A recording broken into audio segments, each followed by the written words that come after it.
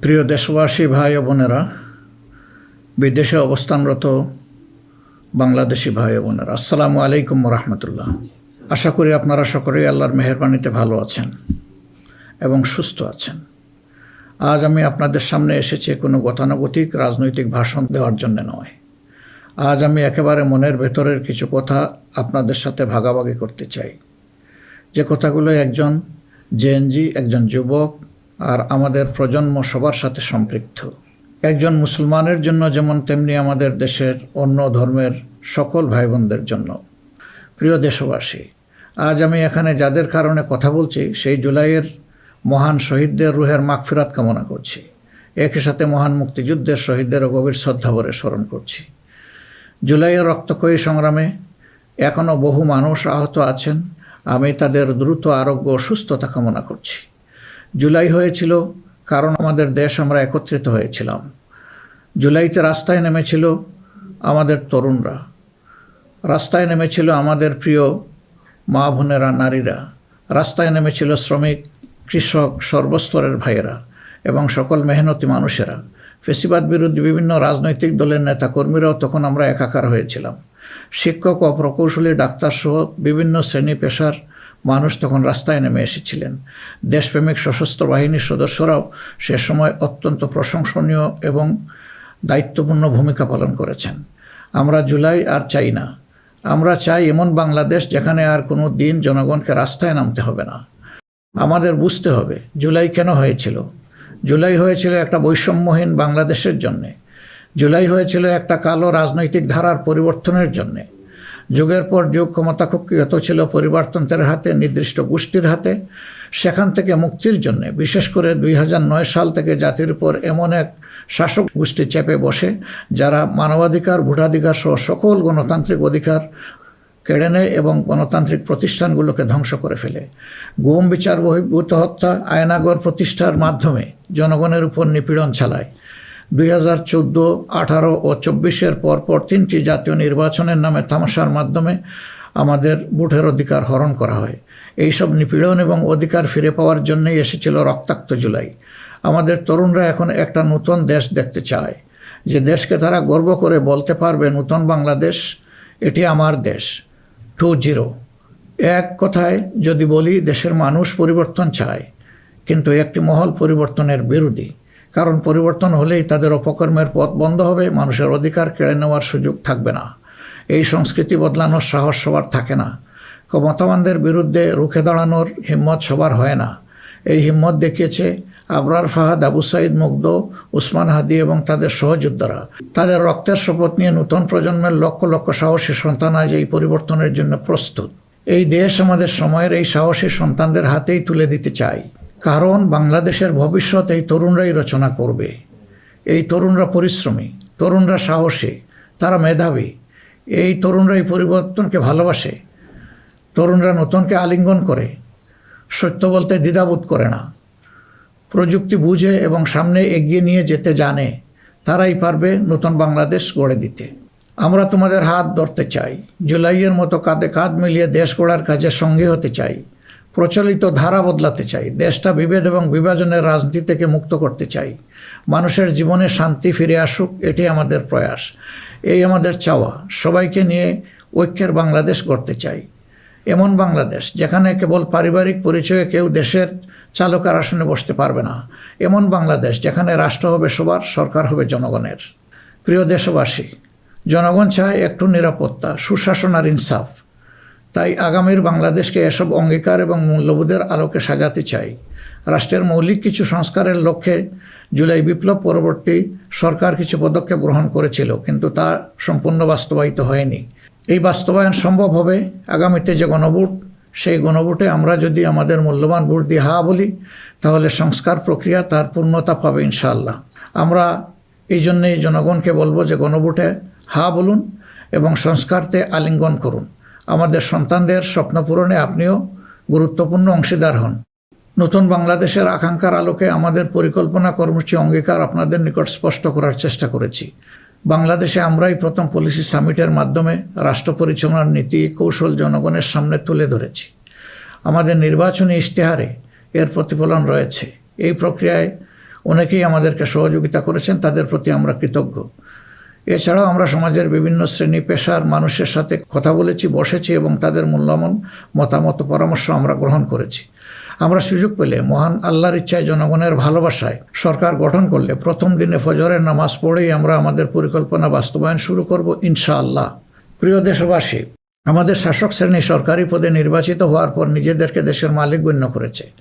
ফলে রাষ্ট্রীয় সম্পদ, পদ, পদবি, নীতি, প্রতিষ্ঠান সব কিছু ব্যক্তিগত ও দলীয় স্বার্থ হাসিলের উপায় হিসাবে অন্যায়ভাবে ব্যবহার করা হয়েছে। এর ফলে চুরি ও দুর্নীতি, স্বজনপ্রীতির মাধ্যমে প্রতারিত করে জনগণের সম্পদ লুণ্ঠন করা হয়েছে। উন্নয়ন প্রকল্প ব্যক্তিগত ও দলীয় লুণ্ঠনের সিঁড়ি হিসাবে ব্যবহৃত হয়েছে। এই ব্যবস্থার অবসান ঘটানোই আমাদের প্রধান লক্ষ্য। আলহামদুলিল্লাহ, অতীতে জামাতে ইসলামী থেকে যারা জনপ্রতিনিধি হিসাবে সংসদ, সরকার ও স্থানীয় সরকারের দায়িত্ব পালন করেছেন, তারা কেউই দুর্নীতির দায়ে অভিযুক্ত হননি। তারা দক্ষতার সাথে দায়িত্ব পালন করেছেন। আপনারা দেশের মানুষ, তারই সাক্ষী। প্রিয় দেশবাসী, আগামী জাতীয় সংসদ নির্বাচন জাতিকে একটি নতুন স্বপ্নের দিকে নিয়ে যাওয়ার এক মহা সুযোগ হিসাবে এসেছে। যেসব সমস্যা আমরা বিগত দিনে সমাধান করতে পারিনি, যে লুটেরা গোষ্ঠীকে আমরা নিয়ন্ত্রণ করতে পারিনি, সেসব সমস্যার সমাধান এবং লুটেরা গোষ্ঠীর নিয়ন্ত্রণের সুযোগ হচ্ছে আগামী নির্বাচন। তাই জনগণকে ঠিক করতে হবে, আমরা আমাদের নিজেদের জন্যে, আমাদের তরুণ প্রজন্মের জন্যে, আমাদের নারীদের জন্যে, বয়স্ক মানুষের জন্যে, প্রান্তিক জনপদের জন্যে, শ্রমিকের জন্যে, উদ্যোক্তাদের জন্যে কোন বাংলাদেশ চাই। আমাদেরকে প্রশ্ন করতে হবে, আমরা কি সমাজে শৃঙ্খলা প্রতিষ্ঠা করতে চাই? আমরা কি নিয়মনীতি, শান্তির রাষ্ট্র প্রতিষ্ঠা করতে চাই? আমরা কি উন্নত দেশ হতে চাই? আমরা কি শোষণ, জুলুম, দুর্নীতি, চাঁদাবাজ মুক্ত রাষ্ট্র চাই? আমাদেরকে ভাবতে হবে, আমরা কি রাষ্ট্রীয় প্রতিষ্ঠানকে জবাবদিহিতার আওতায় আনতে চাই? যোগ্যতা ও সততাকে সরকারি পদের জন্য মৌলিক শর্ত করতে চাই? আমরা কি আমাদের জাতীয় সক্ষমতা ও সৃজনশীলতা বৃদ্ধি করতে চাই? এসব বিষয়ে যদি আমরা ইতিবাচক পরিবর্তন দেখতে চাই, তাহলে আমাদেরকে আগামী নির্বাচন নিয়ে নৈতিকভাবে ভাবতে হবে। রাজনৈতিকতার ফুলঝুরির বাইরে এসে বাস্তবতার আলোকে সৎ ও দক্ষ নিষ্ঠাবান নেতৃত্ব প্রতিষ্ঠা করতে হবে। প্রিয় ভাই ও বোনেরা, আমরা আমাদের নির্বাচনী ইশতেহারে বলেছি যে আমাদের স্বপ্নের বাংলাদেশ তৈরির জন্য 5টি বিষয়ে হা এবং 5টি বিষয়ে না বলতে হবে। সততা, ঐক্য, ইনসাফ, দক্ষতা ও কর্মসংস্থানকে আমরা হা বলতে বলেছি, কারণ এসব মৌলিক শর্ত ছাড়া বৈষম্যহীন, উন্নত, নৈতিক, মানসম্পন্ন বাংলাদেশ প্রতিষ্ঠা সম্ভব নয়। পাশাপাশি দুর্নীতি, ফ্যাসিবাদ, আধিপত্যবাদ, বেকারত্ব, চাঁদাবাজিকে স্পষ্ট না করতে বলেছি। প্রিয় দেশবাসী, বাংলাদেশ আয়তনে ছোট্ট কিন্তু জনসংখ্যার দিক থেকে একটি বড় দেশ। এই জনসংখ্যাকে অনেকে সমস্যা হিসেবে বিবেচনা করলেও আমরা মনে করি এটি আল্লাহর নিয়ামত এবং এক বড় সম্পদ। তাই আমাদের জনসংখ্যাকে জনশক্তিতে রূপান্তর করতে হলে নীতি এবং নৈতিকতা ভিত্তিক রাজনীতির বিকল্প নেই। সমাজে নীতি, নৈতিকতা, শৃঙ্খলা, জবাবদিহিতা প্রতিষ্ঠা করা ছাড়া কোনো জাতি এগোতে পারেনি, আমাদের পক্ষে অসম্ভব না। যে সমাজে নারীর মর্যাদা রক্ষা করতে পারে না, সেই সমাজ কখনো সমৃদ্ধ হতে পারে না। আমরা ক্ষমতায় এলে নারীরা কেবল ঘরের ভেতরে নয়, সমাজের মূলধারার নেতৃত্বে থাকবেন সগৌরবে। কর্পোরেট জগৎ থেকে রাজনীতি সবখানে তাদের মেধার মূল্যায়ন হবে কোনো বৈষম্য ছাড়াই। আমরা এমন এক দেশ গড়ার প্রতিশ্রুতি দিচ্ছি যেখানে কোনো মা, বোনকে, মেয়েকে নিরাপত্তাহীনতায় ভুগতে হবে না। আপনাদের অধিকার রক্ষার লড়াইয়ে আমাদের সঙ্গে হন। একটি উন্নত ও আধুনিক দেশ গড়ার কারিগর হিসাবে আমাদের নির্বাচিত করুন। প্রিয় দেশবাসী, আমরা মনে করি সমাজে ন্যায় বিচার ও ইনসাফ প্রতিষ্ঠা করতে হলে সকলকে মর্যাদা দিতে হবে এবং সকলের মানবাধিকার সুরক্ষা করতে হবে। সকল পরিচয় নির্বিশেষে আমরা অঙ্গীকার ব্যক্ত করছি যে একটি মানবিক উন্নত দেশ গড়ার জন্য দলমত নির্বিশেষে সকলের মান, ইজ্জত, অধিকারের সুরক্ষা দিব ইনশাআল্লাহ। এই বাংলাদেশ মুসলমান, হিন্দু, বৌদ্ধ, খ্রিস্টান সবার। কেউ ভয়ের সংস্কৃতির মধ্যে বাস করবে না। যদি কেউ ধর্মীয় পরিচয়ের ভিত্তিতে আঘাত করার চেষ্টা করে, আমরা অতীতের মতো ভবিষ্যতেও তা প্রতিরোধ করব। প্রিয় দেশবাসী, আমাদের প্রত্যাশার বাংলাদেশ গড়তে হলে 3টি জায়গায় আমাদেরকে বিশেষ গুরুত্ব দিতে হবে। একটি হচ্ছে শিক্ষায় সংস্কার। শিক্ষা হতে হবে নৈতিকতা ভিত্তিক এবং সেটা হতে হবে টেক বেসড। এখনকার দুনিয়া সারাই প্রযুক্তিভিত্তিক শিক্ষার উপর নির্ভরশীল। আমরা সেই শিক্ষা থেকে বঞ্চিত। আমাদের সন্তানদের হাতকে আমরা দক্ষ কারিগরের হাত হিসেবে গড়ে তুলতে চাই এবং তাদের হাতে হাতে আমরা কাজ দিতে চাই। আমরা কোনো বেকার ভাতা তাদেরকে তুলে দিতে চাই না। দ্বিতীয় জায়গাটা হচ্ছে বিচারাঙ্গন। ন্যায় বিচার সমাজের প্রতিষ্ঠা হলেই কেবল আমরা আমাদের প্রত্যাশার বাংলাদেশ গড়তে পারব। অন্যথায় দুঃশাসন এবং দুর্নীতির কণ্ঠ রোধ করা মোটেই সম্ভব হবে না। অতএব বিচার বিভাগকে আমূল ঢেলে সাজাতে হবে। সেখানে অবশ্যই সৎ, দক্ষ এবং কমিটেড যে সমস্ত লোকেরা আছেন তাদেরকেই বিচারের আসনে বসাতে হবে।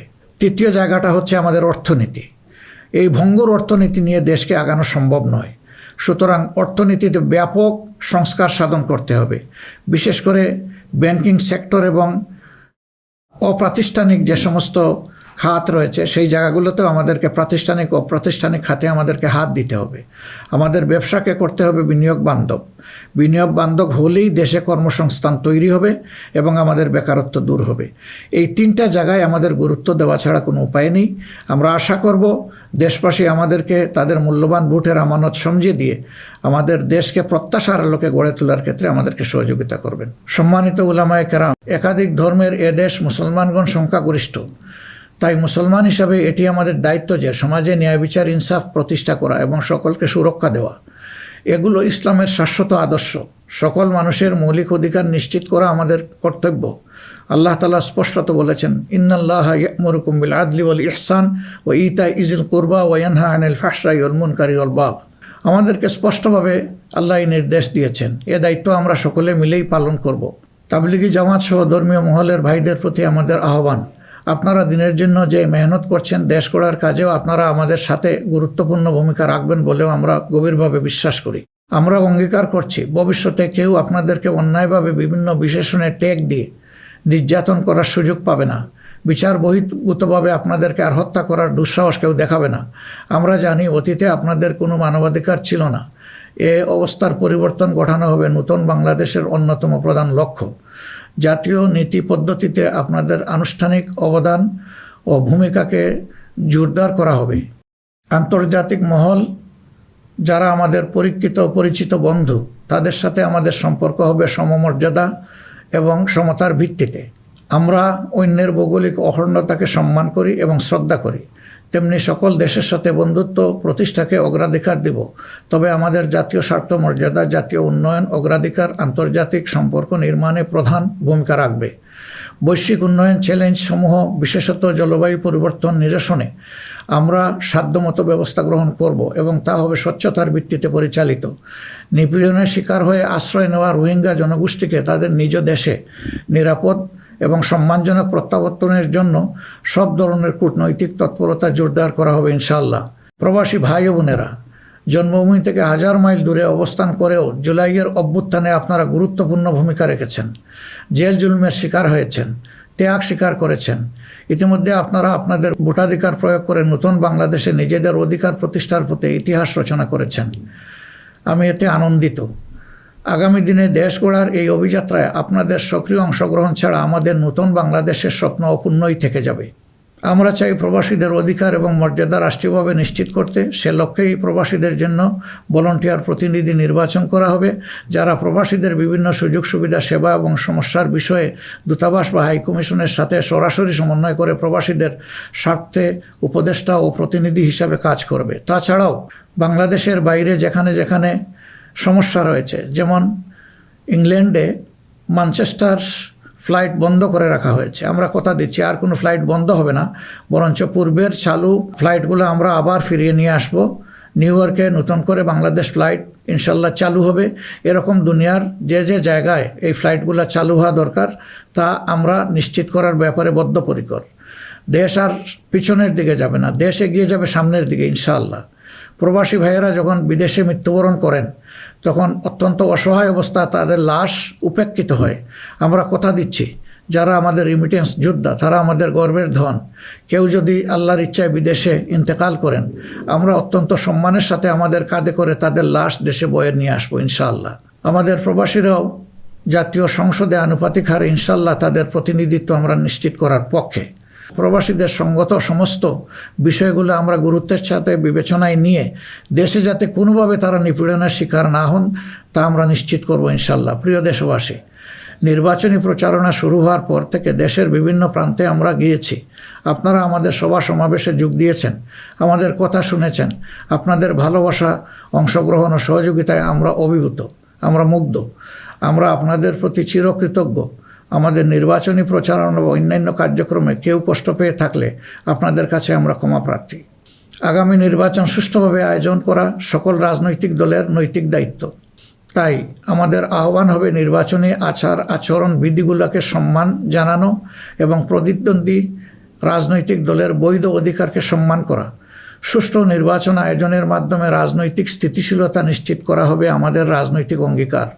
প্রশাসন ও আইন শৃঙ্খলা রক্ষাকারী বাহিনীর সদস্যরা নিরাপত্তার দায়িত্ব তারা পালন করেছেন অত্যন্ত নিষ্ঠার সাথে। আমাদের সাংবাদিক ভাই এবং বোনেরাও অনেক কষ্ট করে আমাদের বিভিন্ন অনুষ্ঠান কভার করেছেন। আপনাদের প্রতি গভীরভাবে আমরা কৃতজ্ঞ। আপনাদের ঋণ শোধ করতে পারবো না। আপনারা ভালো থাকবেন। আমাদের দলের বিভিন্ন পর্যায়ের নেতাকর্মী, শুভাকাঙ্ক্ষী এবং নির্বাচনী জোটের নেতৃবৃন্দ কর্মীগণ নিরলস পরিশ্রম করে যাচ্ছেন, আর্থিক ত্যাগ করেছেন। শেরপুরে আমার ভাই রেজাউল করিম প্রতিপক্ষের নির্মম আঘাতে শাহাদত বরণ করেছেন। আল্লাহ রাব্বুল আলামিন তার এই ত্যাগকে কবুল করুন এবং তাকে শহীদ হিসাবে কবুল করুন। আমাদের ভাই জনাব মোহাম্মদ নুরুজ্জামান বাদল, যিনি শেরপুর 3 আসনের প্রার্থী ছিলেন, তিনি ইন্তেকাল করেছেন। আল্লাহ তাকে উত্তম পুরস্কার দিন এবং জান্নাত নসিব করুন। প্রিয় দেশবাসী, আমরা আন্তরিকভাবে বিশ্বাস করি যে রাষ্ট্রীয় দায়িত্ব হচ্ছে আমানত। রাষ্ট্রীয় দায়িত্ব কোনো উপভোগের বিষয় নয়। সর্বাবস্থায় আমরা স্মরণে রাখব আমরা প্রত্যেকে দায়িত্বশীল এবং আমাদের দায়িত্বের ব্যাপারে জিজ্ঞাসাবাদ করা হবে। আমরা হজরতে ওমরের সেই বিখ্যাত উক্তি ও দায়িত্বশীলতা মনে রাখব যে ফুরাত তীরে একটি কুকুর না খেয়ে যদি মরে তাহলে তার জন্যেও তাকে জবাবদিহি করতে হবে। আল্লাহর নির্দেশ অনুসারে আমরা ন্যায় বিচার প্রতিষ্ঠায় অঙ্গীকারবদ্ধ থাকব ইনশাআল্লাহ। আশা করি আপনারা আমাদের অঙ্গীকার ও স্বপ্নকে বিশ্বাস করে জাতীয় সংসদ নির্বাচনে আমাদের প্রতি সমর্থন জানাবেন। আগামী 12 ফেব্রুয়ারি তারিখে জামাতে ইসলামের প্রার্থীদেরকে দাঁড়িপাল্লা মার্কায় এবং যেসব অঞ্চলে 11 দলীয় অপর প্রার্থী রয়েছেন তাদেরকে আপনারা আপনাদের এলাকায় ইনশাআল্লাহ মূল্যবান ভোট দিয়ে নির্বাচিত করবেন। এই আকুল আবেদন আপনাদের সকলের প্রতি রাখলাম। আল্লাহ পরিবর্তনের এক মহা সুযোগ আমাদেরকে এনে দিয়েছেন।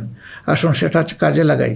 বিগত দিনের রাজনীতি পরিহার করি, একটি নতুন বাংলাদেশ তৈরি করি যেখানে সবাই মান, ইজ্জত ও মর্যাদা নিয়ে বাস করবে।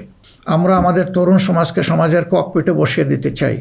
বাংলাদেশ নামের উড়োজাহাজটি তারাই চালাবে, তারাই হবে ক্যাপ্টেন, তারাই হবে এটার পাইলট। আমরা গিয়ে বসবো প্যাসেঞ্জার সিটে।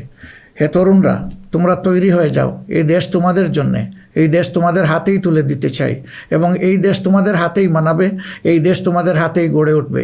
এটি আমাদের একান্ত প্রত্যাশা। বাংলাদেশ জামাতে ইসলামী নিরলসভাবে এই দেশকে গড়ে তোলার জন্য এবং দেশে বিদ্যমান সংকট নিরসনের জন্য সবসময় কাজ করে এসেছে। তা আপনারা সকলেই সাক্ষী। এমনকি আমাদের কষ্টের দিনগুলোতেও আমরা থেমে থাকিনি। আমরা জনগণের সুখ দুঃখ ব্যথা বেদনার সমান অংশীদার ছিলাম। যেখানেই জনগণ কোনো দুঃখে কষ্টে পড়েছে সেখানেই আমরা গিয়ে তাদের সামনে হাজির হওয়ার চেষ্টা করেছি। আপনারা তখন আমাদেরকে বলতেন, এত কষ্ট বুকে চেপে আপনারা এসেছেন আমাদের কাছে, এ এক আশ্চর্য জিনিস। না, এটা আপনাদের কাছে আশ্চর্য হলেও আমাদের কাছে ছিল এটি আমাদের পবিত্র কর্তব্য এবং দায়িত্ব। কোনো বাধাই আমাদেরকে সেদিন টেকিয়ে রাখতে পারেনি। ইনশাআল্লাহ আগামীতেও কোনো বাধা আমাদেরকে টেকিয়ে রাখতে পারবে না। আমরা আমাদের প্রিয় জনগণের এবং আমরা বিশ্বাস করি আমাদের জনগণ আমাদেরকে ভালোবাসে। জনগণের এই ভালোবাসায় আমরা অভিভূত এবং আমরা পূর্ণ আস্থা রাখি আমাদের জনগণের রায়ের প্রতি। আপনাদের সকলকে আজকের এই পর্যায়ে এসে আরেকবার আমি আহ্বান জানাবো, আসুন একটু নতুন বাংলাদেশ, তরুণদের প্রত্যাশার বাংলাদেশ, জিএনজির জন্য আগামী বাংলাদেশ, আমাদের নারী সমাজের জন্য একটা নিরাপদ এবং সম্মানের বাংলাদেশ গড়ে তোলার জন্যে আমরা সবাই আগামী 12 তারিখ দাঁড়িপাল্লা এবং জোটের অপরাপর মার্কা যেখানে যেটা আছে তাতে ভোট দিয়ে 11 দলীয় প্রার্থীদেরকে নির্বাচন করি। তাহলে ইনশাআল্লাহ প্রত্যাশার একটি দেশ আমরা খুঁজে পাবো, একটু নতুন বাংলাদেশ পাবো। আমরা বিশ্বাস করি জনগণ পরিবর্তন চায়, সেই পরিবর্তন জন্যই আমাদের এই আহ্বান। এই পরিবর্তন আমাদের হাতেই ইনশাআল্লাহ মানাবে, অন্য কারো হাতে নয়। দৃশ্য তো এটা আপনারা বুঝতেই পারছেন। আল্লাহ হাফিজ। বাংলাদেশ জিন্দাবাদ। বাংলাদেশ জামাত ইসলামী জিন্দাবাদ। 11 দলীয় নির্বাচনী ঐক্য জিন্দাবাদ।